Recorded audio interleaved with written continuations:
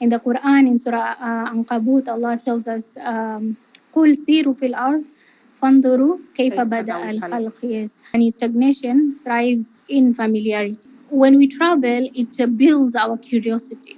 As humans, actually, we are curious in nature. And then it reminds us of our smallness. You just realize that I'm very small. And if I'm small, then the Lord who has created all this can basically handle all the problems that I think are big.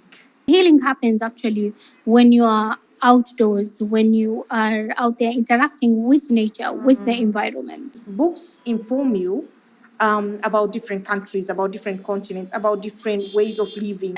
There's a Lord who holds everything in place. In his detailing, in his work, he is like the perfect painter. When you go to Medina, you can realize that you're really connected to the seerah of the Prophet sallallahu alaihi wasallam, right? You can start small from Allah. There's a solution to everything, and this is linked to abundance. That's why I say that traveling can be a form of ibadah. Ya Allah ask you for light of sight and light of insight. Assalamu alaikum, Salma. Welcome back. Wa alaikum salam. So we're back today with the Brave Mike podcast, and today we'll be talking about the power of discovery and wrapping travel and books. Yeah. Bismillah wa salatu wa salam ala rasulillah. So Reda, I wanted to ask you, like, how can travel and reading awaken our sense of wonder, tafakkur, right? And curiosity about Allah's creation? When it comes to traveling, I think most of us, like growing up in our communities, we tend to identify travel with maybe specific people, yeah? Not us, but within our Islamic tradition, travel has been encouraged. In the Qur'an, in Surah Ankabut, Allah tells us, قُلْ سِيرُوا فِي الْأَرْضِ فَانْظُرُوا كَيْفَ بَدَأَ الْخَلْقِ. Yes. Travel through the earth and observe, see how Allah began creation. And that is very profound because this is encouraging us to travel and to see, not just with our eyes, but also with hearts that are present to look at Allah's signs and to know Al Khaliq, because to not just know Him as Al Khaliq, but to feel Him. It's a lived experience. So you get to actually strengthen your faith through that. And the thing is, people don't know that actually the Quran, like travel, has been mentioned over 20 times. So that is emphasis whereby there are places where Allah has said that travel so that you can see what happened to nations before you. Yeah. So that's also a way of observing and a way of like having a sense of self-awareness and muraqabah, right? And travel so that you can see how He originated His creation, so that you can be able to reflect on that as well. So it can be a form of ibadah. Yes, definitely, because it gives you that mental space to do the tafakkur that you mentioned, which is really contemplating, and that is a form of ibadah. Yes. So, Salma, how can reading books be a spiritual journey, one that opens the heart to knowledge, empathy, and self-discovery? And if I can just connect that with what can we learn about humility and perspective when we travel or read about people whose lives are very different from ours? I think reading is a form of connection by itself, because you connect to characters or personalities in the book that you might not have experienced. And you basically move beyond the box that you're used to, because most of the times, if you're not exposed to like reading or traveling, you fit into a certain box, and that box limits you. It makes you close-minded, and you can't really see beyond your little world. And it also encourages self-reflection as well, yeah? So books, for example, in philosophy or books in spirituality can allow you to really ask yourself questions and also think about how you can deepen your understanding of different themes around the world. And reading can slow you down, especially now in a busy world, yeah? It allows you to slow down, to connect with your body, to connect with yourself. And it also leads to inner growth. So this means you will have clarity, you'll have a shift in mindset, you will have this growth internally and externally as well. And it deepens your awareness, because books inform you about different countries, about different continents, about different ways of living, about different personalities around the world that you might not have interacted with within your own world. So I think it's a way in which you can actually reflect more and you are able to also revisit powerful messages that can also shape you or mold you as a person, right? Now, the second question that you asked was about humility. Yeah, what can we learn about humility and perspective when we travel or we read about people? One, we realize that our way is not the only way. You realize that there are different perspectives around the world, and you learn to basically accept these perspectives. Yeah, and you become less rigid, I would say, because you see that maybe the way we do things is not like the mandatory way in which the world should follow suit, right? And this is majorly the cultural perspective, because I think when it comes to the spiritual perspective, there's a line there. You know, you can't alter things. And it also allows you to become less judgmental because you can see where people are coming from. The environment that you grew up in, the one that shapes you, is different from the environment that shapes so many other beings around the world. Yeah. And so you basically learn to replace that criticism that you have of other people with curiosity. Yeah. And we also get to recognize our privileges. Imagine going to a country where people are not privileged, or where people have water scarcity, or they have issues with environment, with, for example, electricity issues. Yeah. When you're exposed to this in different places, for example, if you go to a country like Nigeria, and you notice like that sometimes the electricity can be an issue there, yeah, you realize that having that constant electricity in Kenya is by itself like a privilege, yeah. And this goes to different places around the world. There are things that we might not have, but other places have, yeah. And there are things that might be in other places that we don't have. Basically, it's like that, yeah. So you recognize the privilege around you and the limitations as well in your own country. And we also learn to listen more and speak less, especially with traveling. I feel like traveling, especially when you interact with locals, you get to learn so much based on just observation and listening. Yeah, because if you are somebody who is attentive to learn, you would actually learn so much from, especially even people who are in the market. You get to interact with such people. You will learn so much about how the people within that country or within that city are also live. Because geographically, there is a difference between cities and countries. You could be the same country, but the way we live in Mombasa is different from the way people in Nakuru live. Yeah, but we're in the same country. So that's why I always say, like, visiting cities is different from, just specifically talking about one particular country, because I think every city has its own identity and has its own personality per se, Yeah. And we also develop deeper empathy towards people when we see them for who they are, that they become a mirror, so we can connect with other people based on the experiences that are similar. Because whether you're from Pakistan or you're from Kenya, we all have these human experiences that are human, in whichever part of the country, world you're in, yeah? And we also can gain perspectives on our own issues, on our own problems as well. Like, how can we find solutions to our own problems, maybe based on solutions that have been adapted, for example, in Japan or like in Korea. So like, how can we also adapt some of these solutions to our own countries as well?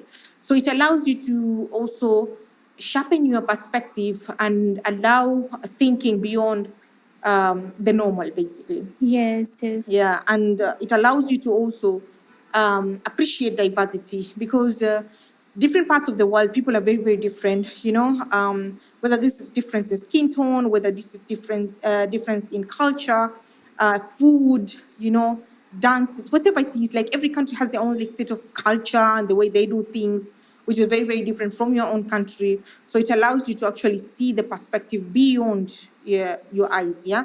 And we also understand that shared human experience, that whether somebody is in Qatar or whether they're in Ethiopia, at the end of the day, they're all We are human. deeply human. Yeah, they're deeply human, and they feel and they see things the way we see them. So when it comes to tafakkur, there is the sense of wonder, which is tafakkur, I think, and tafakkur is contemplation. Yes. So when we travel, it builds our curiosity. As humans, actually, we are curious in nature. But when we stay stuck in one place or without familiarity, we don't really get to tap into that, like curiosity.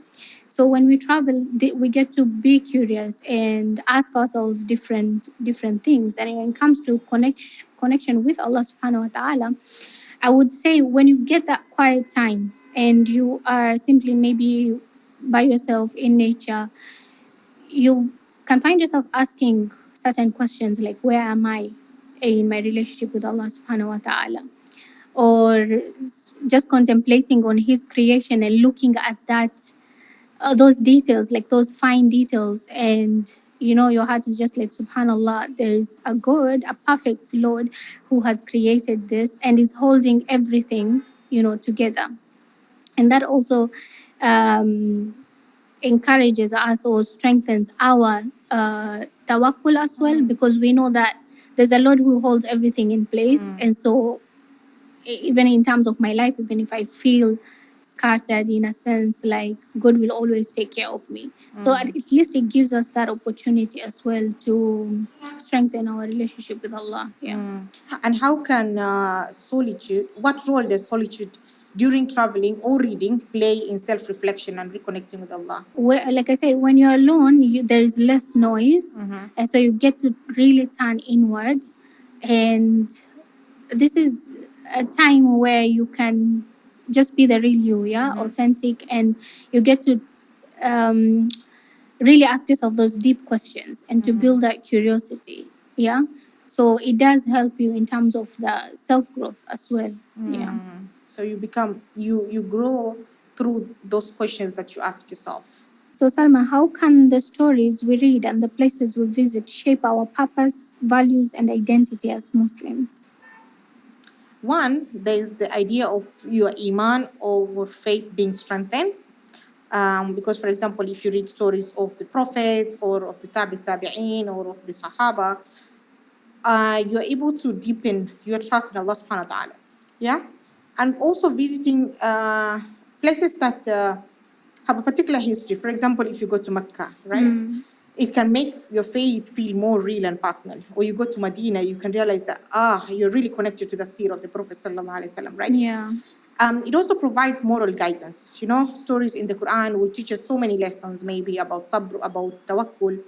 But when you have these real life experiences, they basically reinforce those stories and make them more personal, I would say.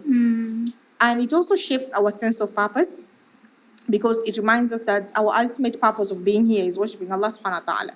So you basically go back to that natural disposition, which is your fitrah, through that, yeah? And it builds on your shukr, your gratitude and your humility, because this exposure to different lifestyles, it helps you to appreciate the blessings that Allah subhanahu wa ta'ala has granted you.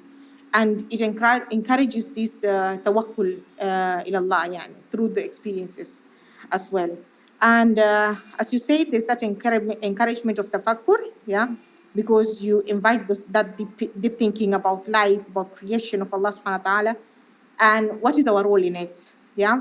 How can we serve these other creatures as well, like hidmah, yeah? Yeah. And for example, something else, it also strengthens our identity as Muslims. For example, if you learn about Islamic history and the cultures and the communities, it basically builds a sense of belonging. For example, if you go to a country where there's this reverence when it comes to Islamic values, then basically you will strengthen that identity that you have as a person, even when you go back home, because you've seen that, right? And it inspires good character as well, akhlaq, because when you go to places and you see the way people live, or even you read books sometimes that talk about kindness, you'd want to model those behaviors. If it is kindness, if it is honesty, you'd want to model some of these characters that you've encountered. And it also allows you to develop empathy, yeah, because you understand how other Muslims and other beings are living around the world. And it encourages personal growth and accountability as well, because it makes you reflect on your actions, and it inspires us to become better individuals, and which ultimately makes us better believers. So maybe if I ask you, Ruwaida, how does traveling or reading about other lands make us more grateful for the blessings that we often take for granted? Yeah, I think you actually shared like a bit of that. But it's the gratitude, being exposed to different realities, right? Of people, going to places where you find that maybe people are actually less fortunate in certain things, like they don't even have access to water. Maybe you have access to that, so it does really build on that gratitude. And I think also in terms of appreciation, in terms of you when you travel, sometimes some communities, right, they are solitary in nature. Maybe that is part of the culture there. So you get to really, if you're coming especially from a community, like a communal environment, you get to appreciate and really be grateful about where you're coming from, and that sense of community, that sense of support that is always there, that sometimes we take for granted. Maybe the beauty of spontaneous conversation that you can just, talk to somebody even in public transport or something like that. But in other countries, you can't do that, right? Because, yeah, they maybe their culture is different. So I get to, appreciate a lot of things, just being exposed to this different environment. And I think it also deepens like your resilience as a person, yeah, because there are places that you'll go that will really test your resilience, yeah. So Very true. through traveling, you'll be able to build that. And how can discovery, whether through journeys or books, lead to humility by showing us how small we are in the vastness of Allah's creation? One, as you said, it reveals the vastness of the creation. So you basically see that there's an ayah in the Quran where Allah subhanahu wa ta'ala says that actually the creation of the heavens and earth is more grand than even the creation of human beings. Yeah, but do we know that? Yeah. So basically, this also teaches us that sometimes as human beings we can reveal our arrogance and we think that we are better beings, but Allah subhanahu wa ta'ala has created things or creatures that are better than us. Yeah. So the creation of the heavens and earth, if you go, for example, interact with mountains, for example, in Cape Town, you interact with the Table Mountains and you see like how vast they are, you will just be in awe of Allah subhanahu wa ta'ala, the way he is vast and the precision in his detailing, in his work, He is like the perfect painter because he describes and he creates things that our eyes might have never imagined, and that's just maybe a tiny bit of the world that we've seen. Maybe there are places that there are wonders that we've not interacted with, and then it reminds us of our smallness. You just realize that I'm very small, and if I'm small, then the Lord who has created all this can basically handle all the problems that I think are big, you know. It also deepens our awe of Allah subhanahu wa ta'ala, our God consciousness. Because you start fearing Allah, knowing that Allah subhanahu wa ta'ala is Al-Akbar. Yeah? He is very great, and his mastery and his skill and his dominion, and he's the omnipotent king. He's in charge of all of us. He controls everything, the treasures of the world that we can see and the treasures of the world that we cannot see, subhanallah. So it makes you fear Allah subhanahu wa ta'ala. And it also shows the limits that we have as human beings, the limits of our mind, the limits of our capacity as human beings in terms of like what we can do, because not everything is in our hands. We think sometimes that we have everything in control, but no, it's Allah subhanahu wa ta'ala who is in control. And it builds on our gratitude. You thank Allah subhanahu wa ta'ala for the blessings that He has granted you. Because even that ability to see, you would not have been able to see if Allah subhanahu wa ta'ala did not grant you the ability to see.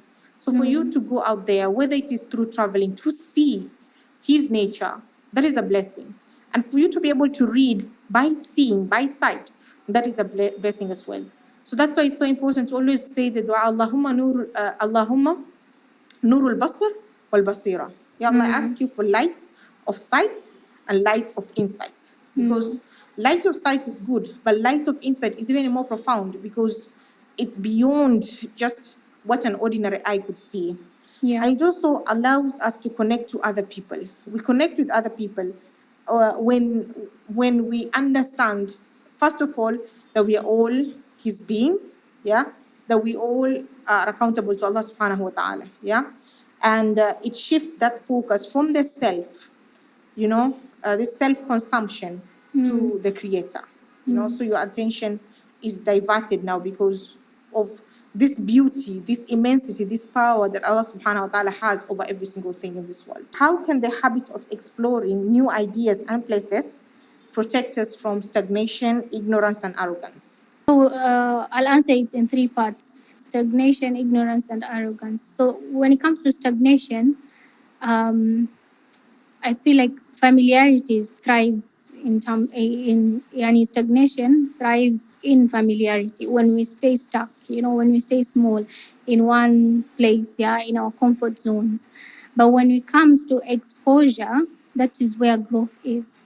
So when we try to go out, and again, even when as we're talking about traveling, I feel like sometimes we also limit ourselves. We Even if you don't have the means, let's say, to travel, you can start small from where you are, because there's still opportunity. Like Allah subhanahu wa ta'ala is vast, His lands are vast. Even where you are right now, you have access to just look at the sky. And right there where you are, even in the here and now, you can still practice tafakkur. You can still, work on your self growth and your contemplation, and that building that mindfulness as well. So I feel like exposure, leads to growth. And so, of course, when it comes to traveling, even locally, you can sometimes just go somewhere to experience a particular environment, and you will feel different. You will start seeing, like you're saying, there's the basira that tends to come, especially when you're not just observing, but you're observing with the heart as well. And then when it comes to ignorance, I feel like when it comes to books now, especially when we read the Qur'an or any, beneficial book that is good for personal development, for spiritual development, you get to now understand, right? So you can see things, but then you get to understand the wisdom behind it, right? And in the Quran, you will see a lot of this, Allah talking about how He's created the skies, um, he talks about the camel, like, have you seen how I've created the camel? Like, this encourages us to really think now beyond just seeing, to really look at the detail and to understand the wisdom. Yeah. And then when it comes to arrogance, I think you've mentioned it at some point, that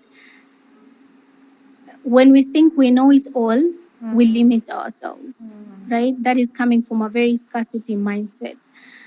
But when we are open, I always say this, like, we have to be open to experiences. We have to be open to learning, to expose ourselves in this different, diverse environment. We have to be open to learn about people's, even other cultures as well. Because even in the Quran, Allah says, like, I've created you in different, in diversity, different, so you may know one another. And so sometimes just through that, it can allow us to, like, move away from arrogance. And then now you become humble, and you see that I actually don't know anything at all, right? And there's so many things that you get to appreciate from that. And then I think at some point you mentioned something to do with solutions, yeah? And what was coming to my mind is that, subhanallah, there's a solution to everything. And this is linked to abundance. As human beings, of course, Allah is vast, right? The religion is vast, and we have these opportunities. But the human being, as you, like yourself, you are abundant.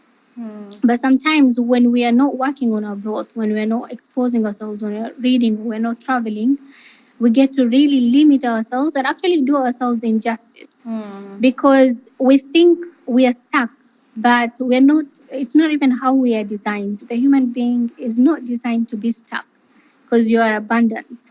You're always in flow of thinking, right? Your ability, like you're saying, your ability to think, etc. And all of this is coming from a vast Lord, because Allah is Al-Wasi'. And so if we try to think of this, from this perspective, then we'll really be able to see that, subhanallah, even with whatever challenge I'm going through, there's a solution.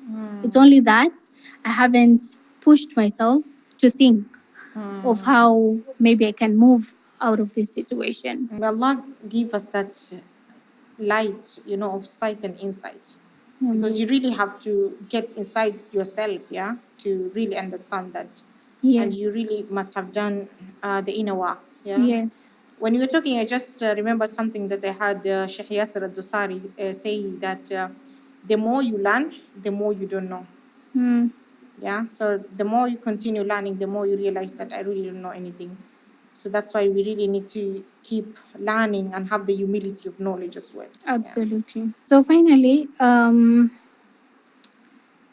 Salma, how can we turn our discoveries from books or travel into contributions that benefit others and bring us closer to Allah? We have to turn that knowledge into action. Because knowledge without action, then is zero work, So turn that ilm to amal, reflect on what you've learned and apply the lessons in your own life, So let your actions reflect what you've read from books and what you've seen from traveling, okay? And also share beneficial knowledge, da'wah. What people don't realize is that da'wah, Allah has really emphasized about da'wah in the Quran. Even in the Quran, it says, وَمَنْ أَحْسَنْ قَوْلًا مِمَّنْ دَعَا إِلَى اللَّهِ. So there's that invitation for us to, because he's saying that who is better than in speech than the one who basically invites other people to Islam, So that's the better speech when you share, when you teach people righteousness, when you remind people of their true purpose of existence, when you remind others of the lessons from the Quran and the Sunnah and Tawheed and what they can take from that and grow themselves, And hikmah is also very, very important. How can you be of service to other people through the knowledge that you've acquired, whether this knowledge is through books or through traveling, Maybe if there are programs where you can support, and this support is not restricted to money, financial support. It could be emotional support, spiritual support, volunteering in organizations that need volunteers, for example, uplifting others based on what you've learned yourself as a person, Developing good characters as a person is also another way, because you now let your growth positively impact you as a person. And this is the other point, is something that I think should have been the first one, is sincere intentions, making sincere intentions. I always say that you should do everything for the sake of Allah, not recognition, not fame, because even the smallest actions, when done for the sake of Allah, become acts of ibadah. That's why I say that traveling can be a form of ibadah. Even sleeping can be a form of ibadah, depending on the niyyah that you keep as a person, right? So every single act can be a form of ibadah. And I always say that it's so important, especially when you start growing, because sometimes shaitan will start whispering. You have to do tajdeedun niyyah, like renewing your intentions, so that everything that you do is solely for his sake. And for the times that you forget, you purify your intentions by renewing your intentions, by saying that, Ya Allah, I'm doing this, I'm struggling, but I really want to do this for your sake. Even for example, like us doing this podcast, it's so important for us to ask ourselves, why are we doing this? Because if you're doing it for the sake of Allah, if Allah subhanahu wa ta'ala has willed only one person to benefit from this, then that should be okay with us, So I feel like intentions are very, very essential. Another thing is encouraging unity and comprehension or understanding, because you use your exposure to basically bridge the gap between other people and to promote that respect and compassion within the Muslim Ummah and even beyond. Sometimes you will learn kindness of creatures from other countries, like, for example, Turkey, the way they interact with cats. They make them as part of the community. You see that, and you come to your country and you're like, maybe this is something that we also need to do as well. And then acting with gratitude. You let what you've discovered increase you when it comes to being grateful to Allah subhanahu wa ta'ala for the blessings that He's given you. And be a role model. Let your actions reflect who you become. And I think it's so important. I was also reading a verse in the Quran the other day where Allah is reminding us, and this was an ayah that was specifically sent to the companions at that time, because they were telling the Prophet ﷺ that we will do everything that we're told to do. But when they were told to, for example, engage in certain ibadah, they'll be like, we can't do that, we can't do that. And then Allah subhanahu wa ta'ala says that, why do you say what you do not do? Yeah. So there's that emphasis that you do not, you can't post reminders, you can't remind other people, but ask yourself, do I also do what I tell other people to do? Absolutely. Yeah. So be a role model. Inspire others through your actions more than the words that you're sharing with them. And it's so important to also reflect consistently. Yeah. Like reflection should be something that happens every day. It is hard work. Yeah.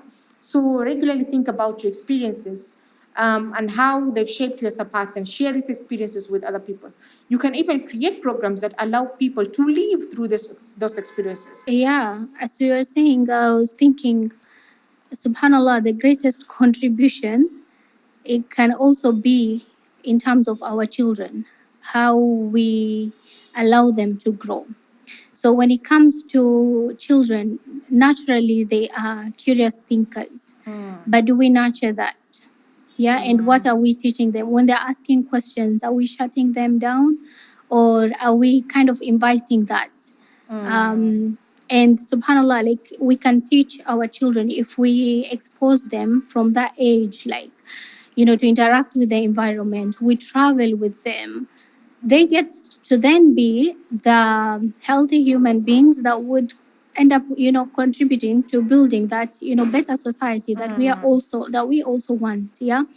There will be deep thinkers. They will have that, art of contemplation and tafakkur and that muhasaba, because we've already built that foundation. Yes.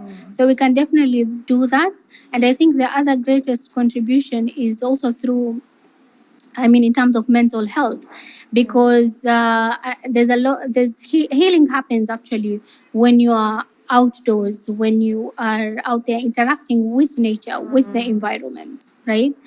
I see a lot of, like, when you go through certain memes, yeah, or something, a lot of people now talk about travel as therapy. Like, the only therapy I need is traveling. That's because it is true that when you travel, your body feels different.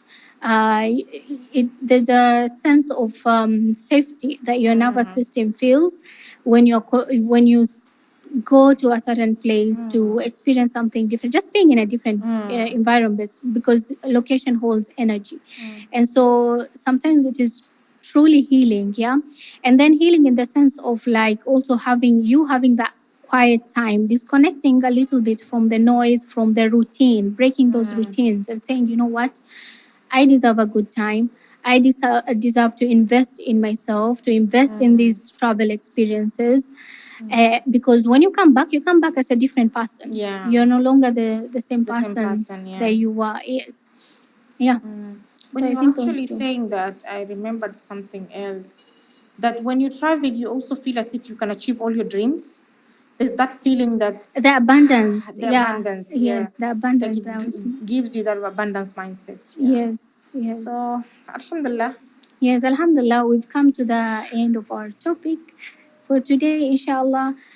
We would also like to announce that we will be having a live podcast on the 2nd of May, inshallah, in Mombasa at Baraza Media Lab. Sorry. And yeah, that will be a very beautiful, warm experience for sisters, inshallah, to come and just interact live. There's a difference between like watching something online and actually experiencing it. Yeah. While you're there, we'll have really important topics that inshallah we'll be discussing, and the sense of community as well, because it's about the community, right? People connecting, that human experience of just connecting with each other, networking, and all of that, inshallah. So we'd love to have you join us, inshallah. Inshallah, inshallah.